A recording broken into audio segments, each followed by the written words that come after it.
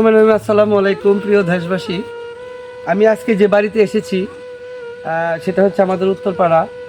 আজকে বাড়িতে এসেছি, ওনার কোনো ছেলে নেই, সম্ভবত ওনার মেয়ে হচ্ছে মেয়ে কিন্তু ছেলে নেই, বা কামাই করে বা আপনার উপার্জন করে সংসার চালাবে এরকম কোনো নেই। আজকে যার বাসাতে এসেছি, তো এই যে দেখুন এই ঘর আসন্না ফাউন্ডেশন বন্যা প্রকল্পের যে ঘরগুলি দিয়েছে, তারা অনেক যাচাই পাচাই করে বন্যাতে যা ঘর ভেঙে গেছে মূলত বা উঠাতে পারছে না, তাদেরকে দেখেই তারা দিয়েছে।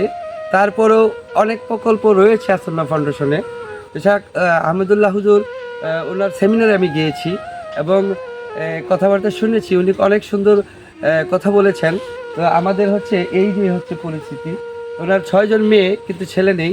আজকে যে ফ্যামিলি চলবে এরকম কোনো আসলে আল্লাহ চালাচ্ছে যে কোনোভাবে, এলাকার বা তাদের যে কোনো একটা চেষ্টা প্রচেষ্টা চালাচ্ছে। তারপরেও আমি আশা করব যে অন্তত পক্ষে আসন্না ফাউন্ডেশন থেকে যদি কোনো সাহায্য সহযোগিতা পায়, তাহলে হয়তো বা সেই গরিব অসহায় মানুষগুলি একটু আশ্বাস বা দেশবাসী। আমার ব্যক্তিগত পক্ষ থেকে আমি কথা দিয়েছিলাম যে মাহে রমজান উপলক্ষে আমি 200 পরিবারকে আমি 1 সপ্তাহ থেকে 15 দিনের খানা দেব।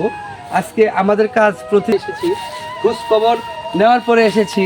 রয়েছে প্রতিদিনের মতো একটি করে পাঙ্কাশ মাছ, আর রয়েছে 1 সপ্তাহ বাজার।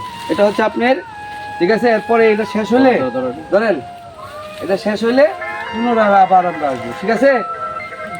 আর যে ইয়া আছে, ভালো থাকেন সবাই। আসসালামু আলাইকুম।